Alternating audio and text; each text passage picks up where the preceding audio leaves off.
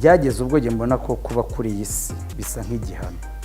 Ibintu byo kubyara no gushaka umugore yabibonaga nk'ikizira kuri we, ku buryo ku myaka y'48 isatira 49 yitabye Imana afite, hari abashidikanya ko ashobora kuba agiye ari imanzi, cyane ko yakunze kwitangariza ko nta rukundo yigeze abona, bityo nawe nta rukundo agira. Ni mu kiganiro yagiranye n'umunyamakuru w'ikinyamakuru Igihe ubwo yagiraga ati, sinshaka umwana nzazana mu nyanja y'ibibazo, aho kugeza ubu igihe imyumvire yanjye izahindukira nibwo nzareba uburyo nazana umwana, nashaka umugore. Ariko kano kanya nta mpamvu, ndetse hari abambwira bati ko wakererewe, nkababwira nti hakererwa umuntu ufite aho ajya.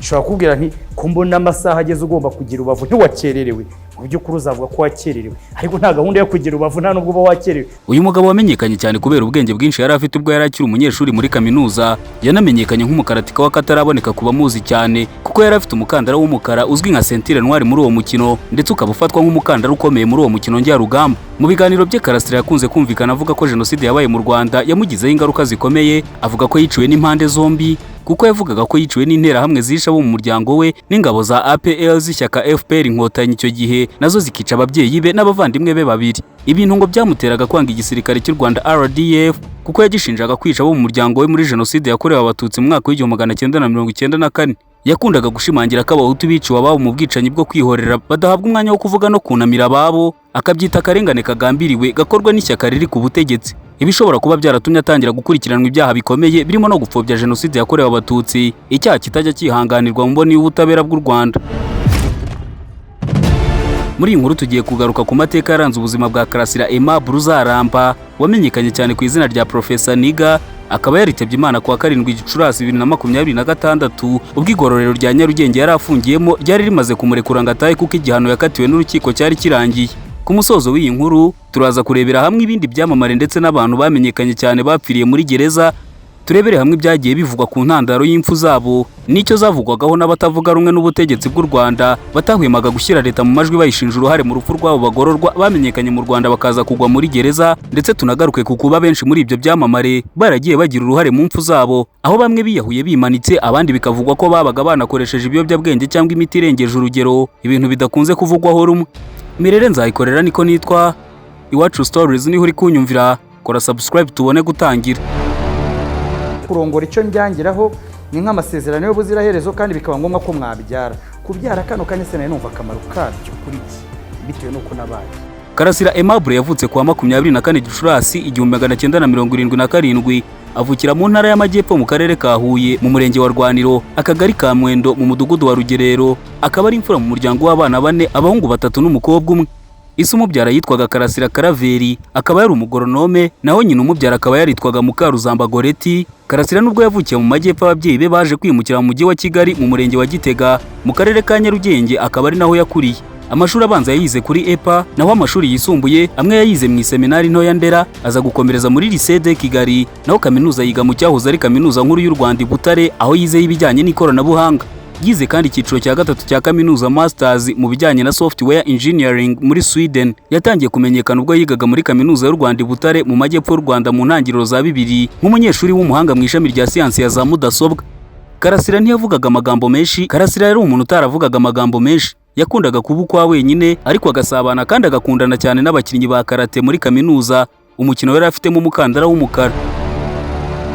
Imirimo izwi yakoze nuko Karasira yabaye umwarimu muri kaminuza y'u Rwanda mu ishami ry'ubumenyi n'ikoranabuhanga College of Science and Technology, yahoze ari KIST, akaba yarigishaga amasomo ajyanye n'ikoranabuhanga Information Technology, akaba yarahakoze imyaka igera kuri 14 yose.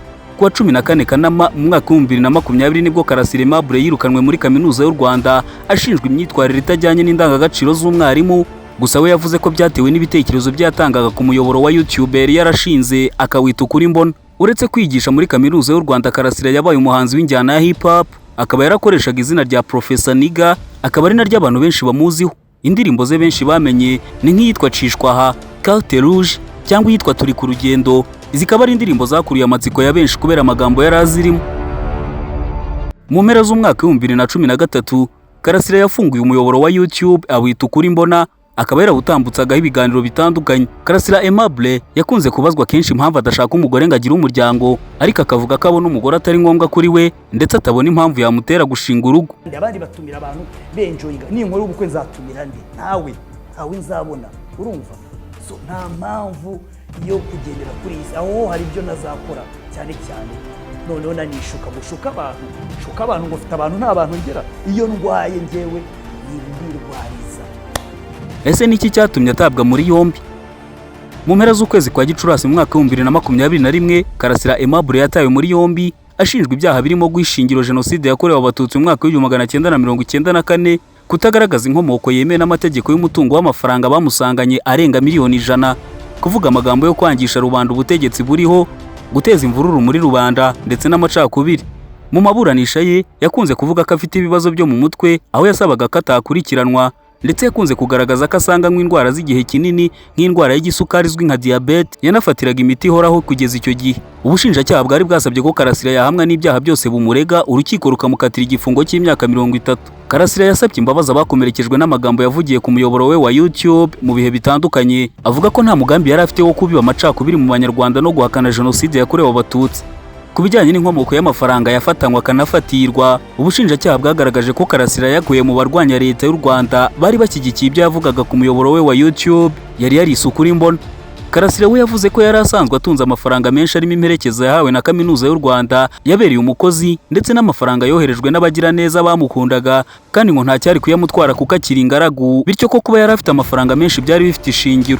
Kuwa 30 Nzeri 2025 urukiko rukuru urugereko rwihariye rushinzwe kuburanisha ibyaha mpuzamahanga n'ibyambukiranya imipaka ruherereye i Nyanza rwahamije uzaramba Karasira Aimable icyaha cyo gukurura amacakubiri muri rubanda, rumuhanisha igihano cy'igifungo cy'imyaka 5. Ubwo Karasira yakatirwaga imyaka 5 yari amaze gufungwamo imyaka 4.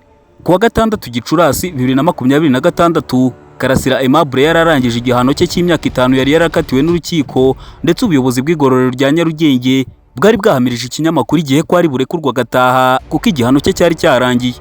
Karasira yapfuye ku munsi yagombaga gufungurirwaho. Mu gitondo cyo kuwa 7 Gicurasi 2026 nibwo urwego rw'u Rwanda rushinzwe igorora RCS rwatangaje ko Karasira Aimable uzaramba yitabye Imana aguye mu bitaro bya Nyarugenge. RCS kandi yatangaje ko yajyanywe muri ibyo bitaro nyuma yo gufatwa yanyweye ingano irengejeho igipimo cy'imiti ye y'uburwayi yari asanganywe cyagenwe na muganga. RCS kandi yatangaje ko hategerejwe raporo ya muganga yemeza icyateye urupfu rwe. Uretse Karasira Aimable wamenyekanye cyane akaza kugwa muri gereza, hari abandi bantu bamenyekanye cyane mu Rwanda baguye muri gereza, ndetse urupfu rwabo rugashengura imiryango yabo na benshi mu bari abafana n'abakunzi babo. Muri abo harimo umuhanzi wamenyekanye cyane mu Rwanda mu njyana ya hip hop Tuyishime Joshua wamenyekanye mu muziki nka Jay Polly. Mu rukerera rwo kuwa 4 tariki ya 2 Nzeri 2021 nibwo inkuru y'incamugongo ku Banyarwanda muri rusange by'umwihariko abakunzi b'umuziki yasakaye ivuga ko umuhanzi wafatwaga nk'umwami wa hip hop mu Rwanda Tuyishime Joshua uzwi nka Jay Polly yari yitabye Imana. Ubwo iyo nkuru yasohokaga byabanje kuvugwa ko yazize uburwayi. Mu masaha make yakurikiyeho urwego rushinzwe imfungwa n'abagororwa rwahise rukira hanze itangazo rivuga ko Jay Polly na bagenzi be babiri basangiye uruvange rwa rukoro yifashishwaga n'imfungwa n'abagororwa biyogoshesha bakabivanga n'amazi n'isukari ari bo ubwabo babyikoreye. Ibyo bikaba ari byo byaviriyemo Jay Polly kubura ubuzima. Imana ikomeze kumutuza heza. Tariki ya 17 Gashyantare 2020 ahagana saa 11 z'igitondo nibwo itangazo ryashyizwe ahagaragara na polisi y'u Rwanda ririho umukono w'umuvugizi wa polisi muri icyo gihe CP John Bosco Kabera, ryavugaga ko umuhanzi w'icyamamare wari umaze kumenyekana no gukundwa n'abatari bake yitabye Imana aguye muri kasho ya polisi aho yihawe yakoresheje amashuka nk'uko byatangajwe. Muri icyo gitondo cy'iyo tariki ibitangazamakuru bitandukanye hirya no hino, imbuga nkoranyambaga, Abanyarwanda batandukanye n'abakunzi be, inshuti ze ndetse n'umuryango we bose bababajwe n'iyo nkuru y'incamugongo bari bamaze kwakira. Abenshi bari bamuzi batinze kwemera ko byaba ari ukuri koko, gusa byarangiye nk'uko byemejwe n'abamugezeho mbere. Byemezwa ko umuhanzi Kizito Mihigo nawe yitabye Imana agwiriye muri kasho, aho byavuzwe ko yiyahuye yakoresheje amashuka.